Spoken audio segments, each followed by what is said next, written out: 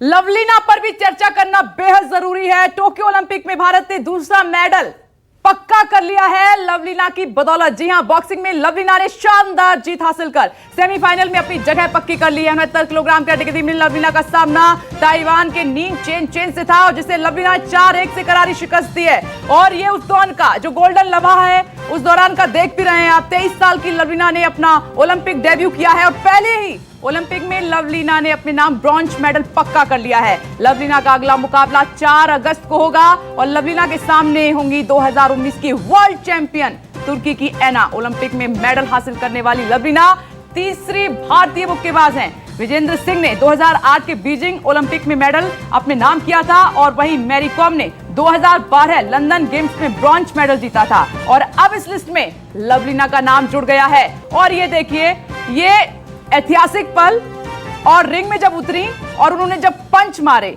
वो ऐतिहासिक पल हम आपको दिखा रहे हैं। सुनिए जरा कैसा माहौल था उस वक्त वहां पर।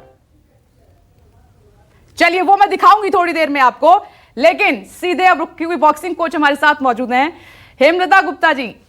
लवलीना का पहला डेब्यू शानदार खेली हैं, कैसे देख रहे हैं आप उनके पंच को, और जिस तरीके से उन्होंने अपनी परफॉर्मेंस दिखाई है और ये मैच अपने नाम कर लिया। लवलीना भारतीय टीम की बहुत ही एक यंग बॉक्सर है, जो बहुत हाइट का बेनिफिट उठा के हमेशा खेलती है। मैंने उसकी जो बाउट देखी उसके अकॉर्डिंग उसने बहुत अच्छा खेला है। डबल लेफ्ट राइट के साथ उसने जो अटैक किया है, वो उसके मुक्कों का जो असर था उसके अपोनेंट पे साफ दिख रहा था, और जजेस पे भी उसका असर हुआ। और उसने बहुत क्लियर स्कोरिंग लेके, उसका राइट स्ट्रेट और लेफ्ट हुक भी बहुत अच्छा है, और डिस्टेंस में खेलते हुए बहुत अच्छे रिंग क्राफ्ट से उसने उसको उसमें अपने गेम में उसने उसको उतारा है अपने गेम को, और काफी निखरा हुआ गेम मुझे लगा। और नेक्स्ट जो उसकी अपोनेंट है उस पर भी उसका काफी असर पड़ा होगा, ऐसा मुझे लगता है। तो बहुत बहुत अच्छा उसके जो स्ट्रेट पंचेस थे, मैं ये कहूंगी कि स्ट्रेट पंचेस के साथ उसने बहुत डिस्टेंस के साथ बहुत ही क्लियर फाइटिंग दी है। ओके ऋषभ, आपका सवाल।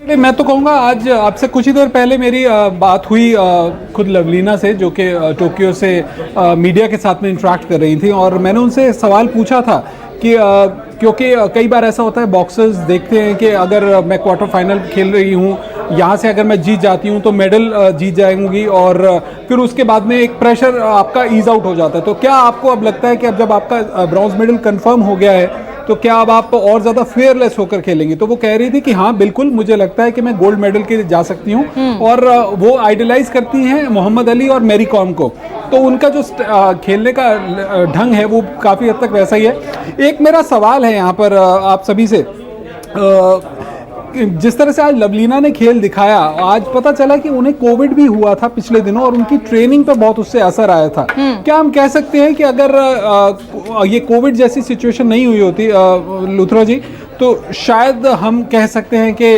बॉक्सिंग में चांसेस ज़्यादा होते, या आपको उनकी गेम देखकर लग रहा है कि बिल्कुल अभी भी वो गोल्ड मेडल के एक स्ट्रॉन्ग प्रॉस्पेक्ट हो सकती हैं बॉक्सिंग 69 केजी कैटेगरी में? अभी भी वो गोल्ड के लिए अच्छी फाइट कर सकती है। हालांकि उसे कोविड की वजह से वीकनेस काफी हो गई थी, और ट्रेनिंग में भी काफी इफेक्ट पड़ा। लेकिन मैं ये कहती हूँ कि कोविड कोई भी सामने उसका नहीं है कि कोविड की वजह से कुछ ऐसा हो। उसने अपनी प्रैक्टिस मेहनत प्रॉपर की है, और अच्छे गेम का प्रदर्शन किया है। और हेमलता जी, 4 अगस्त को मुकाबला होना है लवलीना का, क्योंकि सामने होंगी तुर्की की एना, तो उसमें कैसे संभलना है? एज ए ओलंपियन आप क्या गाइड करेंगी, क्या सलाह देंगी, क्योंकि एक मजबूत खिलाड़ी होगी 4 अगस्त को सामने। एना तुर्की की एक बहुत अच्छी वर्ल्ड चैंपियन है, और काफी सीनियर प्लेयर भी है लवलीना के सामने, और उसको एक्सपीरियंस भी काफी है। और मैं जहां तक उम्मीद करती हूँ, उसने आज का जो मैच है वो भी काफी ध्यान देकर देखा होगा कि उसका अपोनेंट दोनों में से कौन उसके पास आएगा और कैसे खेलता है।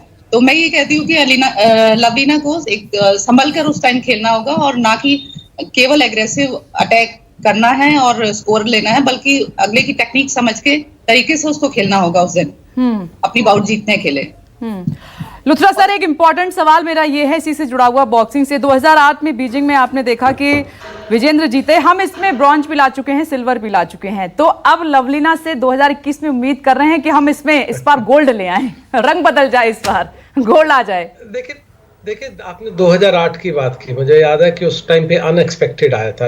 हमारे अच्छी टीम थी, अखिल बहुत अच्छा खेल रहे थे, उन्होंने रशियन वर्ल्ड चैंपियन को मारा था, उसके बाद हार गए थे।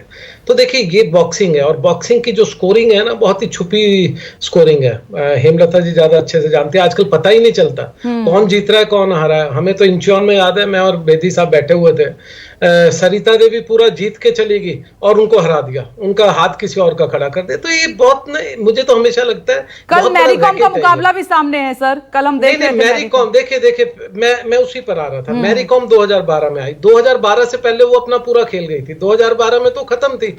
जब बॉक्सिंग जब ओलंपिक स्पोर्ट बनी तो मैरी कॉम का डाउनफॉल था। लेकिन हम तो इमोशनल है ना, हम तेंदुलकर को रिटायर होने देखना चाहते हैं ना मैरी कॉम को। पूछिए हरपाल बेदी से, जब मैरी कॉम को जब निकोला एडम्स ने जब बुरी तरह से हराया था, उसके बाद रिटायर हो जाना चाहिए था। लेकिन हम इमोशनल, हमारी एसोसिएशन इमोशनल।